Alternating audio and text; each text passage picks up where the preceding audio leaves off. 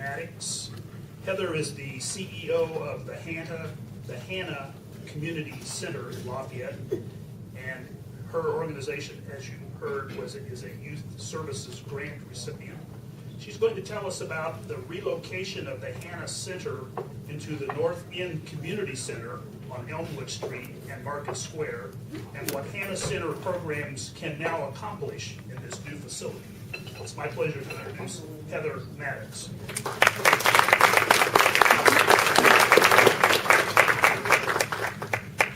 Well, thank you, Tom. And even though he's not here, I'd like to thank Steve, who, as he said, is a supporter but also a longtime friend, for asking me to come speak with you all today and to encourage me to apply for the grant. I know you guys have helped us in the past, and everything you do is so appreciated, not just for us, but as someone that was born and raised in Lafayette. I'm aware of all that you do throughout both cities, and it's just very appreciated, and I just wanted to be sure to say that. So Hanna Center, for those that aren't familiar, is a community center in the north end of Lafayette. It was previously located for several years on North 18th Street. And what's unique about Hanna, and why really, I know people say this, but every dollar does help us so much, is we are a true community center that was built by the neighborhood and the community. We are a United Way agency, but we have no national arm or anything like that. Hanna has been in some existence in the community for over 75 years. And how it began was back in the days of segregation. The north end of Lafayette tended to be where the black African American population lived, as well as the Catholics and blue collar, Caucasian people. But the black people really had nowhere to go. So they had to go to school in what was called Lincoln School, which now is, I think it's apartments or something. So it started, Lincoln School kind of was the original Hanna Center, because the school served as a place not only to educate the children, but they'd have dinners at the gym and dances and social activities at Lincoln School. What then happened is, through several different places, they purchased a home actually on 18th Street, not too far from where the building we just left was. The community got together, held dinners, sold flowers, raised money to get their own community center. After several years, like I said, of moving around, they were able to purchase the land with the help of the former mayor, Jim Reilly. I'm sure some remember him. There on North 18th Street, and was able to build Hanna Community Center. And that place continued to serve as a place to hold classes, have dances, have meals. They've done everything from piano lessons there to after-school programs to all kinds of things. And that gets us to where we are now. So obviously demographics have changed a little bit, and Hanna is a very diverse community center. Diverse in race, but also diverse in income levels. But I will say that we still serve very low to middle, I'd say middle income children and families. What we do is we have a senior center during the day. So we have seniors that come and join us. They're there when we open at 9. And we do everything there for them, such as social activities. We do health outreach, so we do health screenings, diabetes education, how to eat healthy on a low budget, heart health, that kind of thing. They also play cards. If you ever want to stop in, they love playing euchre, that kind of thing. And we also, what's unique, we have a small little workout center for them where we have 3 treadmills, we have 3 recumbent bikes, and they utilize that every day. We have them track their progress. Our oldest senior club member is 96, and I wish I had his dedication when it came to coming and getting on the bike and the treadmill, because they are faithful about it, and we really enjoy them. We have bingo twice a month. And then other things like carry-ins, meals, and just basically give a lot of our seniors we do have some married couples, but a lot of them are widows and widowers, and so it kind of gives them a place to come and be, and we check in on them if they don't come for a couple days, so it's really like a small family. There's not a lot that come, probably about 20, 25, but we're all very close and care a lot about each other. And then what you guys and your generosity will help with is our youth program, which I'm extremely proud of. Our youth program, we have an after-school program, and we serve the North End schools, so we serve Glen Acres, Vinton, Murdoch, Sunnyside, Miller, and Oakland. And we go and pick those kids up, so we do provide transportation. We bring them back to Hanna Center where they get a substantial snack. We don't just give them cookies or something. They get pizza or hot dogs or, pancakes, different things like that, because what we know, and Katie could attest to, is our kids are hungry, right?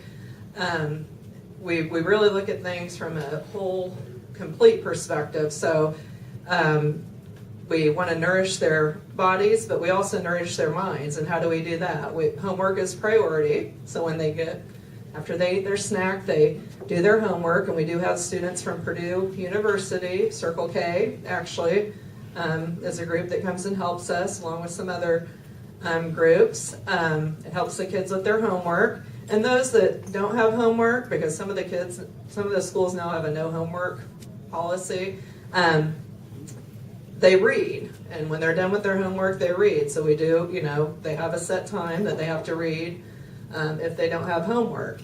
And that's where your grant's going to be very helpful. And after their homework, it's not just play. So we do things like Tuesday they do yoga.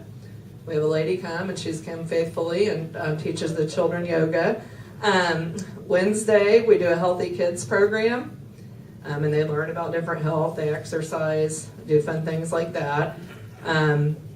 Thursdays, we usually have a group. Usually we'll have a Purdue group, like Women in Engineering, or groups like that might want to come and do a project with the kids. So that's what happens on Thursday. And then Friday, we have a really neat program that we've had for several years now through the Purdue Vet School. And it's called This Is How We Roll, ROLE. I didn't know this until I started as executive director, I think, in 2012, kind of by accident, but here I still am. And I didn't know this, but the School of veterinary profession as a whole, at least back then, was one of the widest professions there was. And also back then, one of the most male-dominated professions. So what this Dr. Sandy from Purdue said, hey, we have an idea, and we want to know if we could try it out here. And I'm like, sure. Because we try to put, obviously, as many opportunities in front of our kids as we can. So this is how we roll. ROLE is bringing these vet students over to work with the kids on different lessons and projects that have to do with vet med. So they're learning about a skeletal system, or they're learning about dogs get diabetes too, was one of the lessons. Different things like that. But they bring over female vet students, African American vet students, Hispanic, all different, run the gamut, so these kids can see, hey, these people look like me, and this is something that I might be able to do. What's also neat is, if you're like me, I think of my vet that I take my dog to, but there's all kinds of things that they can do in the vet school. They can work for NASA. They can work for the federal government. There's all different professions, and they make a good point of exposing the kids and letting them know about all the various professions that you can get into in veterinary medicine.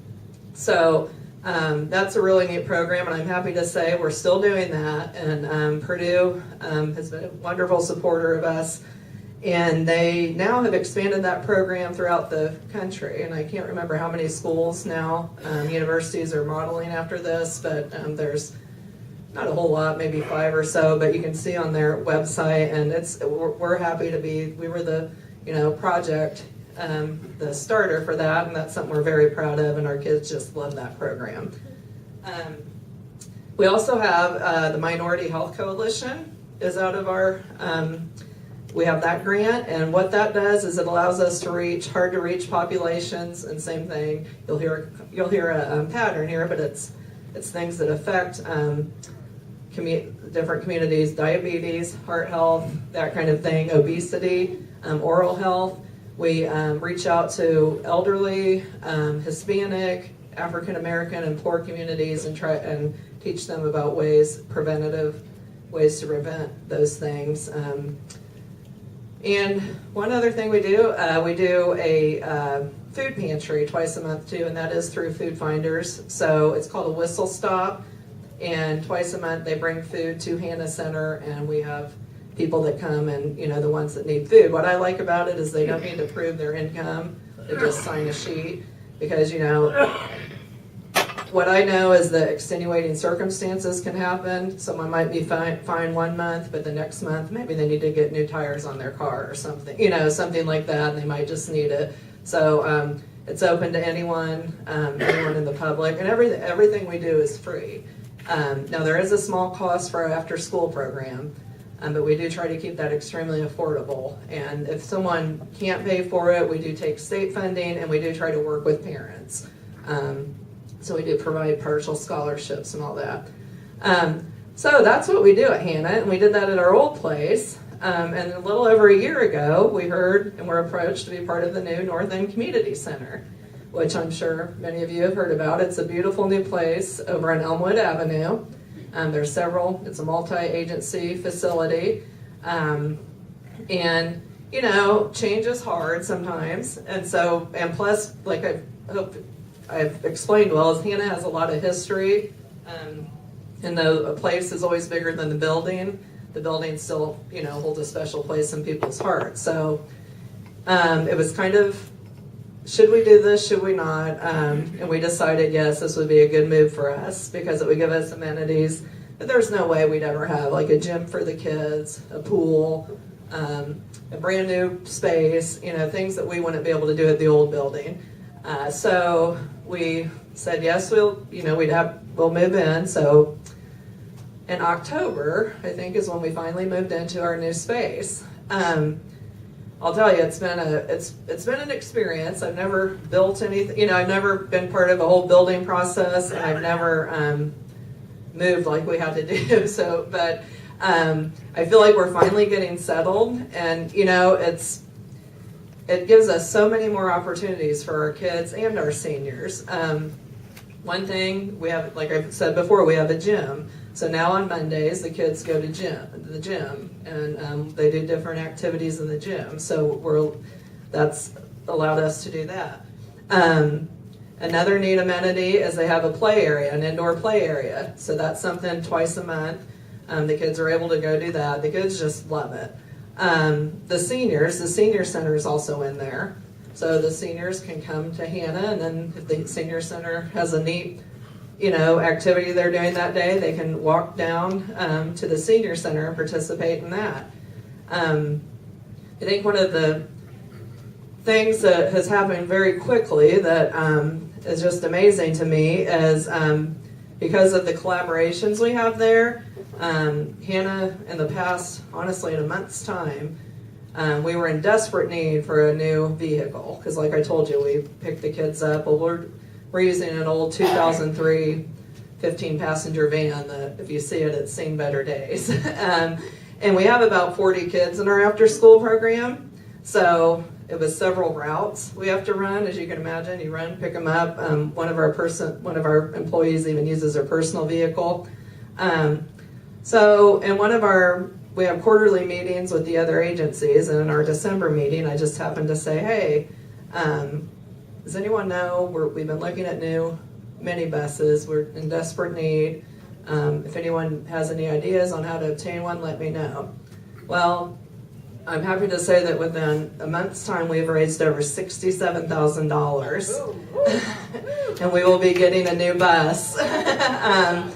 And it's just, we had the meeting yesterday to figure out which one we're going to order. What happened is, I'm sure a lot of you know, it's Faith Ministries is the one that kind of oversees the center, and they are not, we're still our own. Every agency is still its own agency, but Faith is the one that, they they're the caretakers of the facility, and they're the ones that raise the money to build it.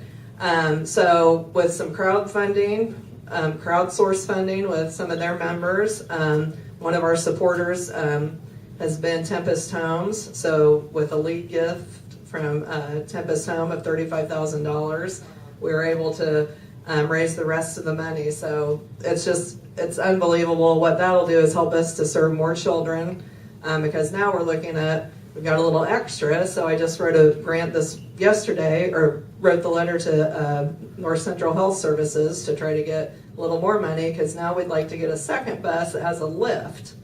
So, if we have a child that wants to attend that's in a wheelchair, or if one of the seniors has mobility issues, that we'll be able to have 2 vehicles now that will expand our services. And I think that's the shining example right now as to what moving into this new facility has done. Only because, could I have went out probably and tried to raise that money? Yes, but everybody feels really like a team, so everybody has kind of come together, and in a month's time, like I said, been able to do this. So we're really excited about that. Our summer camp we have kind of mirrors our after school program, but obviously it lasts all day and we serve lunch. With the new facility, we'll be able to serve more children in the facility. We also, there's some other groups, there's a craft room and everything, so that they've set up that we could do crafts in our area, but this helps you, if you get messy or something, it's an area that we have in the new building that it's easier to clean up, I'm just going to say, and a lot more room. And so we have some groups that come in and are interested in doing things this summer with our kids for that. The forestry department at Purdue is going to do a program with our kids this summer. So while we're still doing, one thing that always amazed me about Hanna is how much we did with so little. We're still doing the amazing things we've always done, but I think we're going to be able to expand it to more people. And even though it's kind of odd, because even though it's just around the corner from where we were before, we seem to get a lot more traffic. And I'd assume that's because people know what, I think they never really knew what we were before, because we kind of sat off 18th Street and Hanna Community Center. But we get a lot of traffic. Of course, kids come in to check out the place because of the gym and all that. And so it's really helped us expand our after school program, for one. We were probably serving maybe 26 kids, and like I said, we're up to 40, and we have a waiting list. So one thing that the new transportation will really help us with is we can serve more kids in our after school program, and be able to knock some off that waiting list, because we hate to have a waiting list. So really that's about Hanna Center. We're very small. Like I said, we have 3 full-time employees, and then I have 3 people that do our after-school program. So when I say, again, I know it's cliche, but your dollars really do help us quite a bit, because that $67,000 is probably more. That's almost, we only, our budget yearly is usually only like $200,000. So to have that much money that we just raised to get these buses is just amazing for us. We do fundraising through private donors. We have a event called the Ebony Ivory Ball that's coming up in February. It's a fun time, and it's kind of a nice night out. We raise money there, and we do a thing called Hanna Fest, which is basically a street festival, just kind of a community celebration.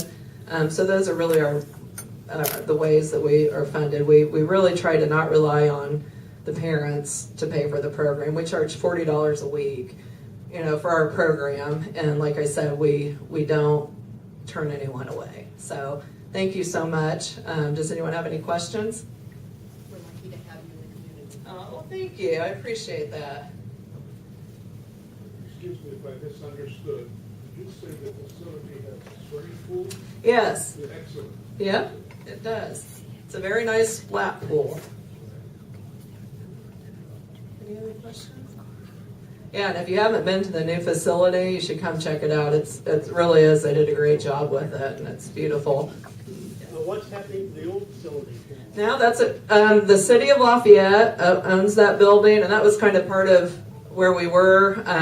they really didn't want to put any more money into the old building. So I'm not quite sure, honestly, what they're going to do with that. They haven't kicked. I'll be honest. Moving is hard when you've got over 75 years. I mean, obviously, the building we left was built in the early 80s. So, but when you have that much stuff that was accumulated, it's hard to just figure out what to do with it all. So thankfully, the city hasn't like kicked us totally out. So we do still have some of our stuff over there. Basically, we just got to figure out what we want to do with it. Any other questions? Well, again, thank you all so much for helping us and for helping our community. We really appreciate it.